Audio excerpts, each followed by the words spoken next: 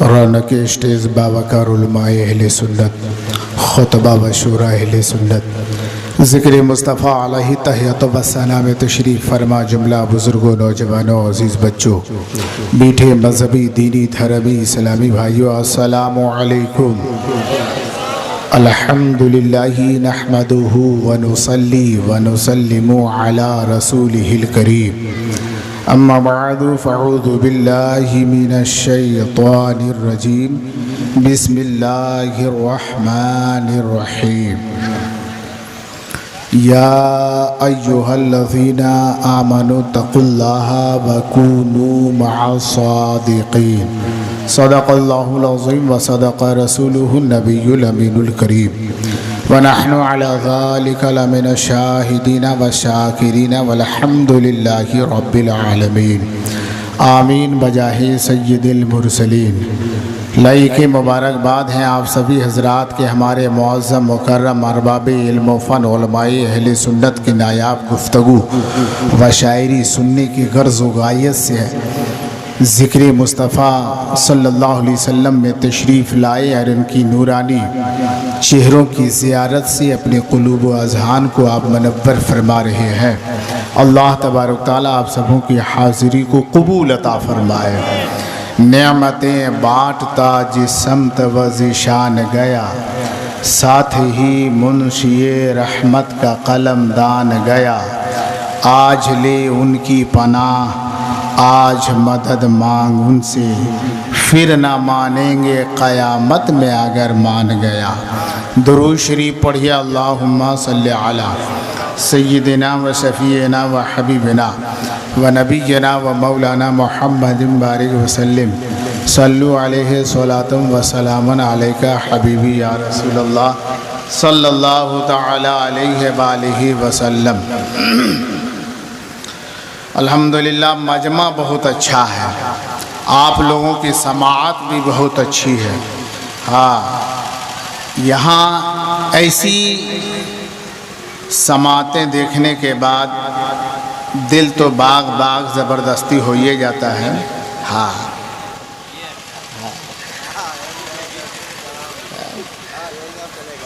इतने बड़े बड़े उलमाए अहले सुन्नत तशरीफ़ रखते हैं और आप लोग ऐसे गुमसुम बैठे हुए हैं, लगता है कि ये प्रोग्राम पहली मर्तबा ये उलमाए इकराम करने के लिए आए हैं और पहली मर्तबा हम लोग सुनने के लिए आए हैं। एक माहौल बनाइए। मेरे बाद बहुत बड़ी बड़ी खिताबत आप हजरात को समाअत करनी है। बहुत बड़े शायर जिनको नाम नामी इसमें गरामी आज इस दुनिया के अक्सर व बेशतर हिस्से में मशहूर व मारूफ़ है, हज़रत अल्लामा अलहाज मुबारक हुसैन मुबारक साहब। और ये देखिए आपके मोहल्ले के हज़रत अल्लामा मौलाना सुल्तान साहब, मंजूर बरकाती साहब, नक़ीब अहले सुन्नत हमारे अब्दुर्रहमान जामी साहब, बहुत सारे उलमाए इकराम तशरीफ़ रखते हैं। किनका नाम लूँ किनका ना लूँ, सब अल्हम्दुलिल्लाह हमसे अच्छे हैं, बेहतर है। 7 मिनट का समय मिला हुआ है। इस 7 मिनट में आप सबों को मैं सोचता हूँ कि कोई लोग खामोश ना रहे, बात अच्छी लगे। अभी देखिए एक चचा आए थे, बहुत अच्छी बात वो बोल के गए कि कोई गुफ्तगू हो, कोई बयान हो जिसमें जायज़ और नाजायज़ को हम समझें। कितनी अच्छी बात है। ये सोच तो सबके अंदर होनी चाहिए। होनी चाहिए कि नहीं होनी चाहिए? अरे बोलिए ना भाई। हाँ तो ऐसे हाँ हाँ हाँ क्या कर रहे हैं, थोड़ा साफ बोलिए। ठीक ठाक हैं? ऐसा लग रहा है कि अभी अभी लॉकडाउन लगा हुआ है। हाँ, अभी अभी लॉकडाउन लगा हुआ। अरे सब चीज में तो लॉकडाउन लगा था, खेत में, खलियान में, मकान में, दुकान में, हर जगह। अरे मुंह में नहीं लगल है भैया। एक जगह पे बोल दिए, बोला मौलाना साहब मुंह में तो बड़केंग लगल है। क्या बोलते हैं उसको? अरे जोर से बोलो ना। सब लोग लगा रहे थे, अक्सर बेशतर लोग लगा रहे थे ना। एक साहब से मैंने पूछा था, बहुत पढ़े लिखे थे, साइंसदान थे हजरत। मैंने उससे पूछा कि इसको क्यों लगाए हो? जवाब दिया, मौलाना साहब आपको पता नहीं है इसको लगाने से फायदा? हम बोले क्या फायदा? बोले एक बीमारी चली हुई है, वायरस फैली हुई है, अगर इसको नहीं लगाइएगा तो ये बीमारी असर कर जाएगी। हम बोले पूरा जिस्म खाली है, खाली डोकाम लगाया कि होगा रे? मुंह में सिर्फ लगाने से क्या ये बीमारी भाग जाएगी? बोला हाँ सुनिए, साइंसदानों का कहना है कि ये बीमारी 3 जगहों पे ज्यादा अटैक करती है, असर करती है। मैंने कहा वो 3 जगह कौन कौन सी है? उन्होंने कहा कि हाथ। हम बोले पूरा हाथ हुए? बोला नहीं, हथेली, हाथ के एक हिस्सा, ये हथेली, इस हथेली पे ये बीमारी असर करती है, मुंह में ये बीमारी असर करती है, और नाक में ये बीमारी असर करती है। हम बोले अगर ये बीमारी, चलिए तो मुंह में आप तो नाक मुंह को ढकिए लिए हैं, तो हाथ मौजा काहे छोड़ दिए हैं? को पानी है, दस्ताना पाने रहिए, ये बीमारी इस पे न लगेगी। बोला इसके लिए उपाय निकाला गया। बोले कौन सी उपाय है? बोला कि सुबह शाम दोपहर जब मौका मिले दिन भर में 5 मरतबा 7 मरतबा 10 मरतबा दोनों हथेली को धोते रहो। अगर ये बीमारी हथेली पे छू जाए तो तुम्हारे धोने से ये बीमारी दूर हो जाएगी। मेरे दिमाग में आया, मैंने कहा प्रोफेसर साहब, आज आपके साइंसदान और डॉक्टर पढ़े लिखे कहते हैं कि अगर हथेली पे अगर बीमारी छू जाए तो धोने से बीमारी दूर हो जाएगी। ये तो 2020 के प्रोफेसर का कहना है, 2020 में पढ़े लिखे डॉक्टरों का कहना है। लेकिन कुर्बान जाओ मेरे पैगंबर पर, मेरे नबी ने तो 1400 साल पहले ऐलान कर दिया था कि अगर तुम हथेली को धोगे तो तुम्हारी बीमारी दूर हो। पूछा कैसे? तेरे पैगंबर ने क्या कहा? मैंने कहा मेरे पैगंबर का फरमाने आलीशान हुआ। 1400 साल पहले मक्के में, मदीने में मेरे आका ने ऐलान फरमा दिया कि अल्लाह तबारक व तआला का कुरान में ऐलान है, फरमान है। नबी ने अपनी जुबान से ऐलान किया है कुरान के, अल्लाह का इरशादात को फरमाया है। अल्लाह फरमाता है इज़ा कुमतुम इला सलात फगसिलू वजूहकुम वअयदियकुम इलल मराफिक वमसहू बिरुसिकुम वरजुलकुम इलल काबैन। समझे? जवाब दिया कि नहीं मुझे समझ में कुछ भी नहीं आया। मैंने कहा ये कुरान है, अरबी अल्फाज है, इसे आप सुनिए। इसका तर्जुमा मैंने कर दिया, तर्जुमानी करके उसे समझाया। मेरे नबी ने ऐलान किया कि अल्लाह फरमाता है इज़ा कुंतुम इला सलात, ये मेरे उम्मतियों जब नमाज पढ़ने का तुम इरादा करो, दिल में ठान लो को हमें नमाज पढ़नी है, फागसिलू वजूहकुम, तो अपने चेहरे को धो, वअयदियकुम इलल मराफिक, दोनों हाथ को केहनियों समेत धो, वमसहू बिरुसिकुम, और सर का मसा करो, वारजुलकुम इलल काबैन, और दोनों पांव को टखनों तक धो। मैंने कहा इसका नाम क्या है? वजू। इसका नाम क्या है? अरे आप लोग वजू करते हैं? अरे करते हैं कि नहीं? खाली जुमा को? अक्सर लोग देखिए करें, 5 वक्त हम वजू करते हैं। अब ये बताइए कुरान में क्या है कि वजू करके नमाज पढ़ो? वजू कैसे करना? रब फरमाता है फगसिलू वजूहकुम, पहले तुम चेहरे को धो, दोनों हाथ केहनियों तक धो, सर का मसा करो, पाँव धो। ऐसे ही वजू करते हैं ना? अरे जोर से बोलिए, ऐसे ही करते हैं ना? कुल्ली नहीं करते हैं तो करे ऐसे ही करते हैं। नाक में पानी नहीं चढ़ाते हैं? चढ़ाते हैं ना 4-5 लोटा। अरे ये नाक है कि टंकी? करे 4-5 लोटा। बोला हाँ, नाक में पानी चढ़ाते हैं। भाई ने उनसे कहा वजू में 4 फर्ज है। रब फरमाता ये चारों काम कर लो, तुम नमाज पढ़ लो। लेकिन कुर्बान जाओ आलिम गैब मेरे मुस्तफा पर, जो मेरे नबी गैब था है। पैगंबर ने फरमा दिया, नबी जानते थे कि एक जमाना आएगा, चाहे 2020 हो, चाहे 2019 हो, चाहे 2021 हो, नबी जानते थे एक वक्त आएगा जिसमें दुनिया कहेगी हथेली को धो। मेरे नबी ने कहा है तो कुरान में हुक्म है चेहरा धो, लेकिन मेरे उम्मतियों जब तुम फजर का वजू करो तो दोनों हाथ को गट्टों तक 3 मरतबा पहले धो लेना। जोहर का वजू करने के लिए जाओ तो वजू करने से पहले, वजू के दौरान, उससे पहले तुम दोनों हाथ केहनियों गट्टों तक धो लेना।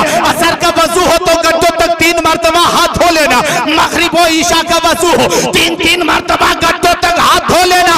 अगर हम हाथ 5 वक्त की नमाज में 3-3 मरतबा हर वक्त की नमाज में हथेली को धोते हैं तो 15 मरतबा होता है। अगर आज के साइंसदा हथेली धोने कहते हैं तो कौन सा कमाल है। अरे 1400 साल तो पहले मेरे पैगंबर ने तो फरमा दिया।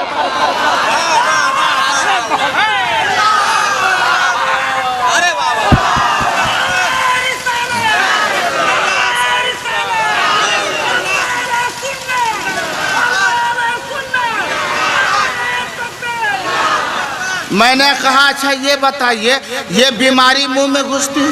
बोला हाँ। हमारे नाक में भी? बोला हाँ। बोला तो इसको लगाने से बोला असर नहीं करेगी, बीमारी अंदर नहीं जाएगी? हम बोला कब तक? बोला हर वक्त। बोला कब तक लगाए रखेगा? बोला हर वक्त लगाए रखेंगे। हम बोला तुम खाना वाना खाएगा न मर जाएगा रे? खाएगा कि नहीं? उस वक्त खोलेगा? बोला हाँ खोलना पड़ेगा। हम बोला तो कौन बीमारी है रे जो खाने के वक्त में तुमको छुट्टी दे देती है कि अभी हम नहीं घुसेंगे, अभी हम नहीं अटैक करेंगे, तुम अभी खाओ कोई बीमारी? बोला हाँ अगर उस वक्त वो बीमारी अंदर चली जाए तो ये हलक में पहुंच जाती है। बोले फिर? बोला 3-4 दिन यहाँ घूमती है। बोले अरे बाप रे ये कलकत्ता का सिटी है का रे कि बम्बई की मार्केट है, 3-4 दिन वहाँ वो घूमती है। बोला फिर? बोला अगर इसके दरमियान में इलाज ना करा जाए तो वो बीमारी गोदाम में चली जाएगी और 14 से 28 दिन में गोदाम में जाने के बाद में वो आदमी का काम तमाम हो जाएगा, कोई इलाज नहीं है। बोला अच्छा ये बताइए ये बीमारी कान में घुसती है कि नहीं? बोला ऐसा क्यों बोल रहे? बोला इसमें भी सुराख है इसलिए पूछ रहे हैं, कान में घुस सकती है कि नहीं? बोला नहीं। हम बोला अब हमको समझ में आ गया कि ये बीमारी दरवाजे से जाती है, खिड़की से जाती है। बेटा भेड़ी लीटर को देखबे नहीं करती है, अजीब बीमारी है। ये कौन बीमारी है रे जो इधर से नहीं घुस रही इधर से जा रही? हाँ बोला हाँ इधर से जाती। मैंने कहा मेरे नबी जानते थे इसलिए मेरे आका ने फरमा दिया है कि बीमारी में मुंह में घुस सकती है, इसलिए नबी ने फरमाया कि वजू से पहले तुम कुल्ली भी कर लो। और अगर हलक का मामला आता है तो मेरे नबी ने फरमाया अगर रोजेदार नहीं है तो गरगरा गरगरा। आज जब गरगरा करोगे तो ठेठ में बोलते नहीं ये खरबरा के सब बीमारी बाहर, सारी बीमारी बाहर हो जाएगी। याद रखिए अब इतनी नहीं, और नाक में पानी चढ़ाओ तो हो सकता है कि इसमें बालूल है, मेरे नबी जानते थे कहीं बीमारी छुप जाएगी। तो आका ने फरमाया इस बीमारी की कितनी औकात है, नबी ने फरमा दिया इसको ले लो। देखते हैं कितना पहलवान है। वैसे भी गांव में कहते हैं कि तुम कौन खेत का मूली है रे, ये अंगुली से तुमको लीट देंगे। तो देखते हैं हाँ कानी अंगुली से तुमको लीट देंगे। बताइए कितना पावर है इसमें। मेरे नबी ने फरमाया इसे नाक में डालो और नाक में अंगुली कर दो। आज अंगुली करने से बड़का बड़का ये माम भाग जा रहा है, बड़े बड़े माम को भगा दे रहा है। इतनी अंगुलियां की जा रही है कि इसकी किरात अच्छी नहीं है तो इसका तलफुज ठीक नहीं रे। अरे 14 साल से कौन तलफुज लेके आया था रे? अरे 15वां साल में तलफुजे खत्म हो गया। ये कौन तलफुज है? ऐसे ऐसे लोग हैं आज भी हमारे अंदर सुधार पैदा नहीं हुआ।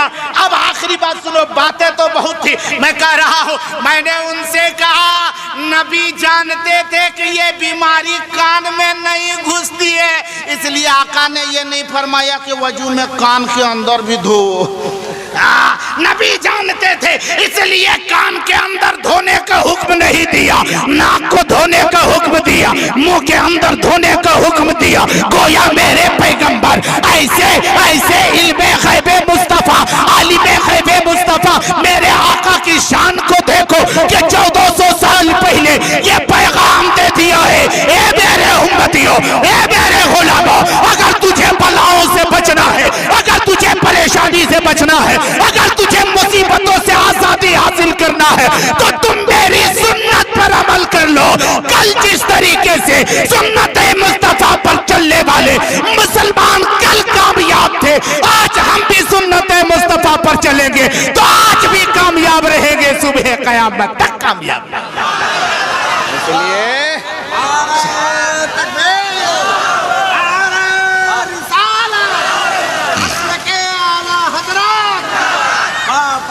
इसलिए मेरे मुसलमानों आज कम बलाएं नहीं है, आज बहुत बड़े बड़े में देखिए एक बात ही है ना,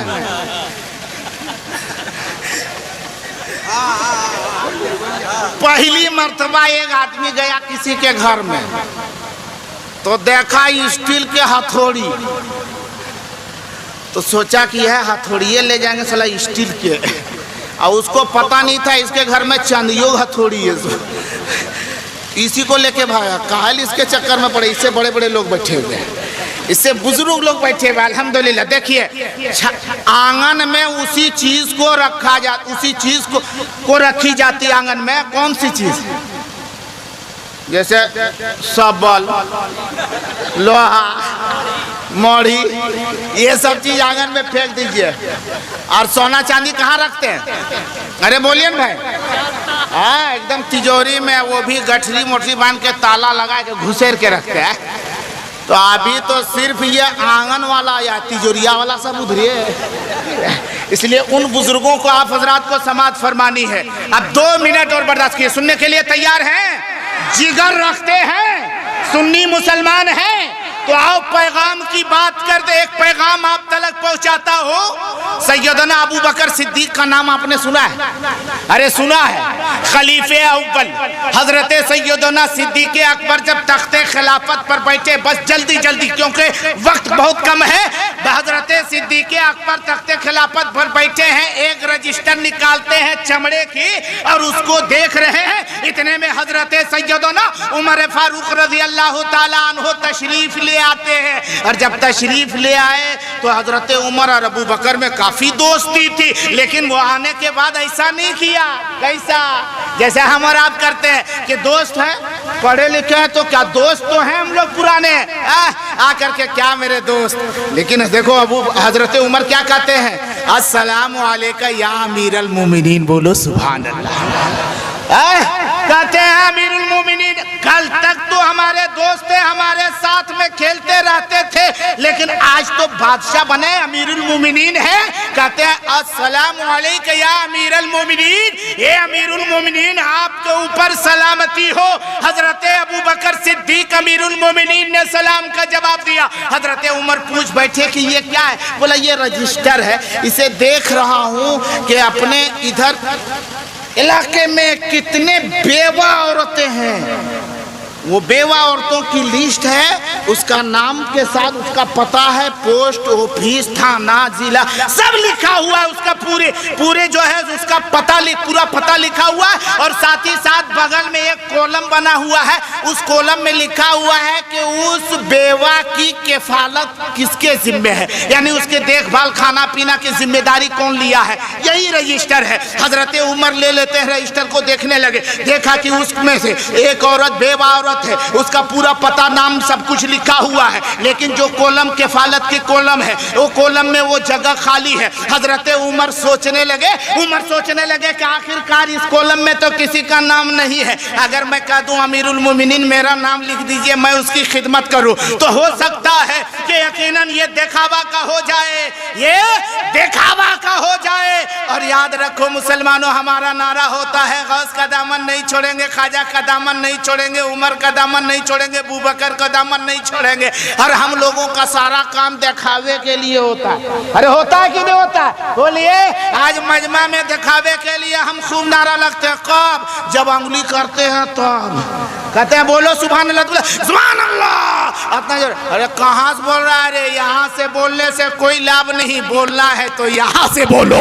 जिसने दिल से सुभान अल्लाह कह दिया है, कसम खुदा की, वो जमीन के ऊपर जब है तब भी कामयाब है, ज़ेरे ज़मीन भी हो जाए फिर भी वो कामयाब है। हजरत उमर सोचने लगे इसके इजहार ना करूं, चल करके देखूं कि बेवा औरत के पास पहुंच करके उसकी खिदमत की जिम्मेदारी मैं ले लूंगा। हजरत उमर फारूक पहुंचते हैं और पते पर पहुंच के उसके घर के दरवाजे तक पहुंच के दरवाजे को खटखटाते। अंदर से आवाज आई, कौन? जवाब मिला कि मैं उमर हूँ। दरवाजा खोल दिया, पर्दे में एक औरत है जिसकी उम्र 80 साल। हजरत उमर से वो औरत पूछ बैठती है, बताओ उमर इधर कैसे आना हुआ? जवाब देते हैं आपकी खिदमत के लिए। मैंने सुना आपकी किफालत के लिए कोई नहीं है, मुझे खिदमत के लिए रख लो। मैं उमर हूँ, आपकी खिदमत करना चाहता हूँ। आपका कपड़ा मैं धोऊंगा, आपके लिए खाना मैं पकाऊंगा, आपके सारे अखराजात का इंतजाम मैं करूंगा, आपकी जूतियां सीधी मैं करूंगा, आपके घर में झाड़ू मैं लगाऊंगा। वो औरत जवाब देती है पर्दे में रह करके, उमर